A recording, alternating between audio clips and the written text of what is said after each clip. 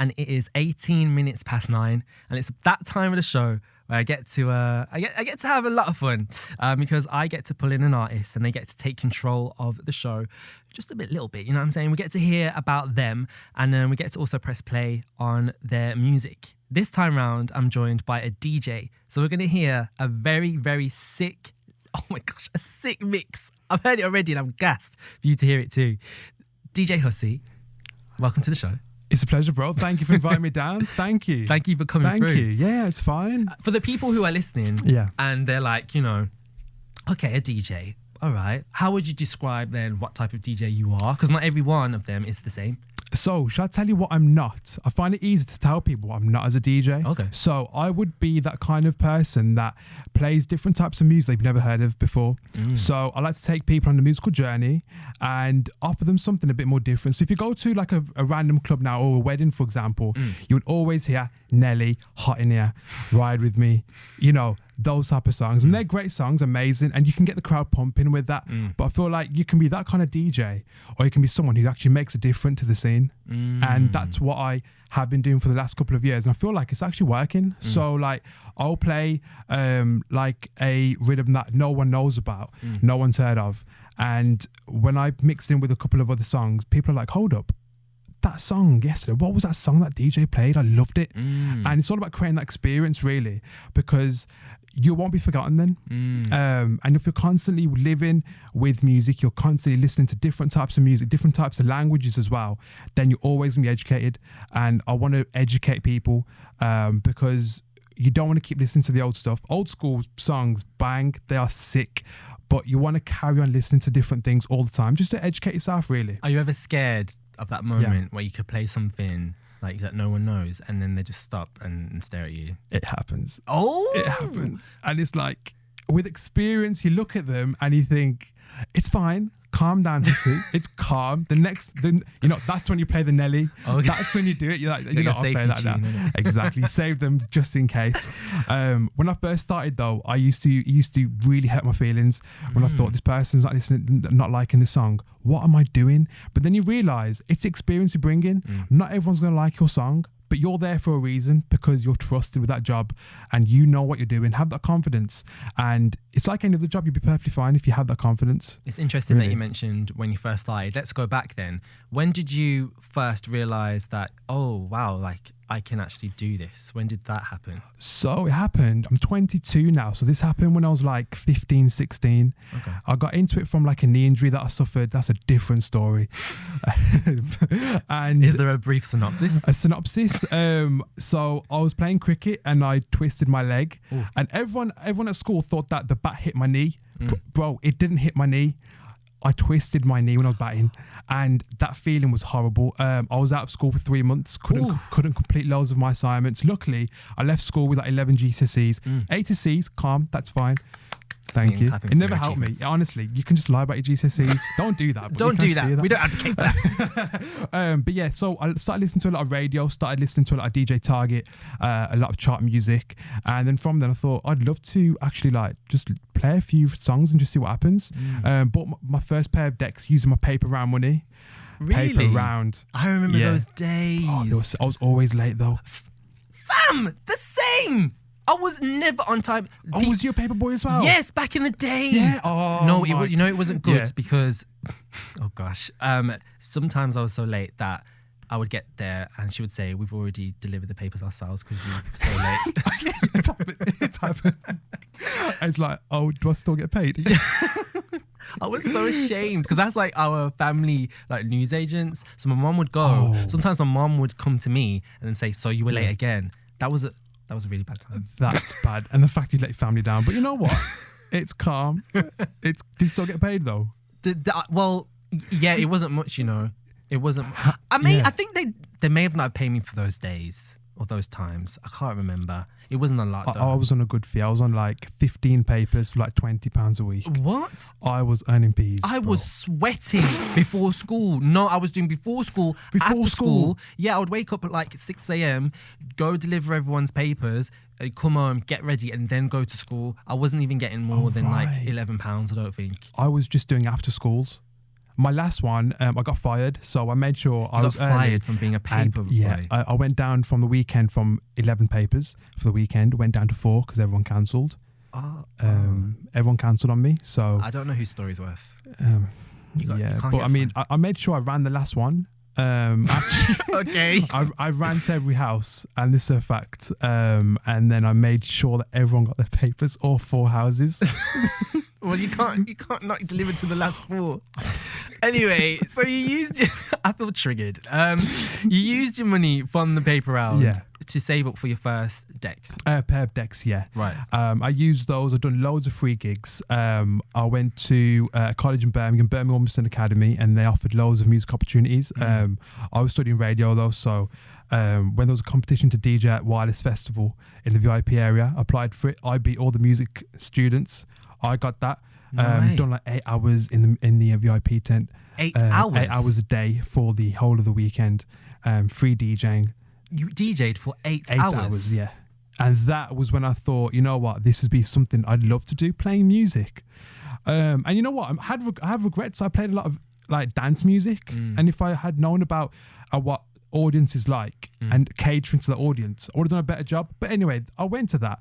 Done loads of free gigs for loads of people. Got into university, more free gigs for different societies. Got noticed from a couple of agencies. Emailed loads of people for gigs. Can I just do a set here, set there? And we're talking 22 years of age now, and I was fully booked up until obviously the virus of obviously now, but fully booked up until, let's say, like October time. Was it that moment where you were booked to be there for 8 hours? Was that the moment where you were like, oh wow, like I can make this like career? Was there ever a moment? It was, you know what it was, Rakeem. It was because I thought, I've got that determination of if I want something, I'll make sure I get it. And with that, I thought, let's do it. I want to do this music game. I might not make a lot of money, but I love it. Why can't you do something you love? It's really difficult, but if you put your mind to it, if you put your effort into it, and just, you know, God willing, everyone's going to be supporting you, you can do it. It's a tough journey. I can testify to that for just being here in front of this microphone. But you talked about the idea of support. Were your family always supportive of this? You're working weird times, and everyone's like, "Come meet me, see your sisters," and it's like, you can't, because you're like awake until like, well, I could imagine if you're doing clubs until like early mornings, no? Yeah, we're talking like 2, 3 sometimes. Don't fall asleep till 4, and then I work like a part-time job as well, and I'll be up at like 8 in the morning, working 8 till 5. After you've just been DJing. After, yeah. You're really passionate about this, aren't you? I want it. And I can make it too. I've tried my hardest since coming. This is the part of the show we call my artist residency time, because I get to have an artist that takes control of the music, and we get to hear about their journey, taking control of my artist residency. And today's show is DJ Hussy.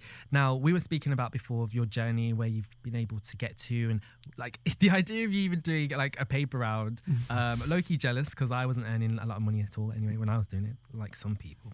But that being a part of your journey, that buying your first pair of decks, it's amazing. And now you're here and you're living it, all of those things that you're putting into the universe to achieve. How easy is it to DJ? Because I see a lot of people on the gram just doing it now. Like they weren't DJs last week and they're DJs today. And I feel like there are a lot of people who are like just wanted to fall into it because it looks good. So how difficult is it really and truly? It's easy. Really? It's easy. My little sister will be able to do it. And the fact is, because all you're doing is, I'm actually really like, it's basically all you're doing is pressing play on a song. You can press play on 2 songs. You can press play on 1 song. I know DJs now, bro, that are getting paid the same as me, who do the press and play on virtual DJ. And there's me with the free software. I'm there, but bro, I'm there with my £1,000 decks. I'm there putting in a shift. I'm sweating after DJing sometimes. I'm sweating because I'm making sure every little transition, everything I do is for a reason. But you also, you'll understand a lot of people will just have those connections, bro, and they will just press play and it's easy for them. Will they get anywhere? Will they get respected? That's the issue. But I would say DJing is one of the best things to do after, like saying, after the gym, for example, in terms of trying to keep up your mental health, trying to learn something new. It gives you a lot of confidence. How does it do that? I think you're using different tracks you like, and you're doing things to them. You're making content, and I feel like if you've got a lot of spare time, for example, now with everything that's going on, I feel like you can learn something new, and you can reinvigorate yourself, and be creative. And that's where you start learning the craft. So I would always suggest to people, you should consider DJing. Mix a couple of tracks together, see where you get with it, because it's just something different for you to do, and it's free. So what separates you then from anybody else? So how do you create your USP or, some sense of uniqueness if everyone can do it and it's not that hard?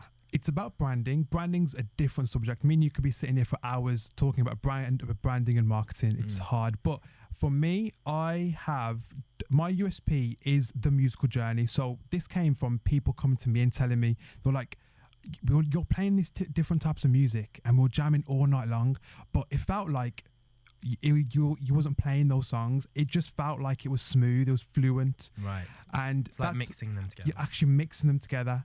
And it's like, I can create that energy, and I will always put in different influences of different music. So the mix that I got prepared for you, I've included Dutch in there, Punjabi, Spanish. I've got a bit of bass in there with chart music, and it's about that technicality, and that's what my USP is basically. And when you listen, you'll think, this is different, and it's difficult to do that because it's easier not to do that. It's easier to play Justin Bieber and do that.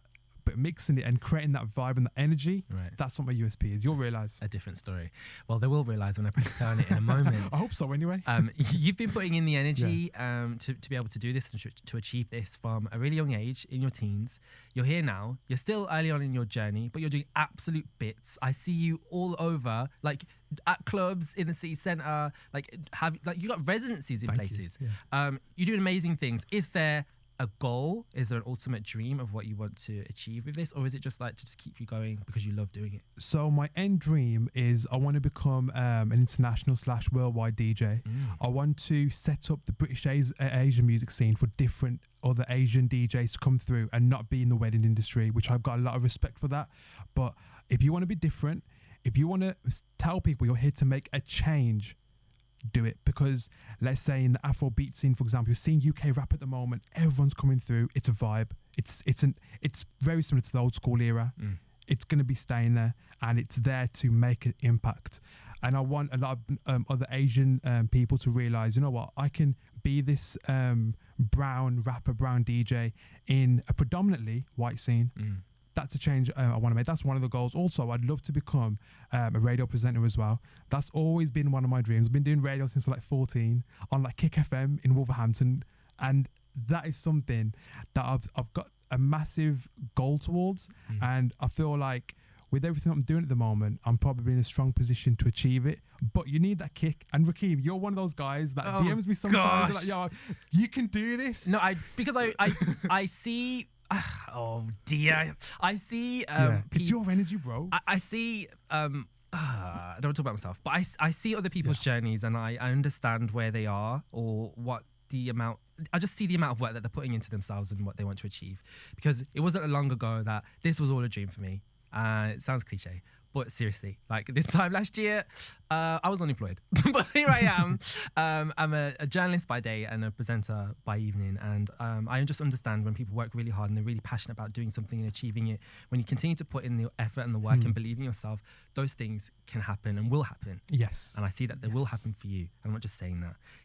Anyway, and that's the belief you need sometimes from different people. Yeah, you might not have a good DJ night, and everyone's dancing, but you're not feeling it. Someone comes up to you, they want to book you. They're like, "Excuse me, DJ, that was a real good set." That can make the difference to your night, and that's the importance of communication with fans and not even fans, people, the public who are paying for your services. But I've got to say special thanks to you, Rakeem, because You're in the zone, bro. You're loving what you're doing. Can I you see stop that. it? I see that. I know. I really appreciate. I don't know how to take compliments. Anyway, It's fine. before I press play on this mix, Yeah. I really appreciate you for coming through and taking control of my artist residency on today's show. It's a special one. I want you to let everyone know where they can find out more about you. And to follow your journey. Yeah, so you can hit my Instagram, Twitter, Mixcloud _Hussy DJ, and then you can DM me, follow me. I've got loads of mixes out. I've even got my own essential CD mixtape out as well. That was when someone said to me that, I'd love to have a CD from you, and I thought, okay, CD, bro, we're not in the 1980s, you know. And then I thought this would be really retro and cool to do, so I've released those a couple of days ago, and they're flying. Like I'm not even exaggerating. A lot of people are ordering them, so I've got like 80 minutes of different mixes, different flavors and energy on there. So yeah, DM me, Instagram me. Do it. Thank you so much for coming through. This is going to be... I'm so excited. I really hope you like it. I'm just saying it. I've really, really liked this mix, and I know that everyone is going to too. This is DJ Hussy with his mix, taking control of my artist residency on today's show. You're listening to the sounds of Hussy.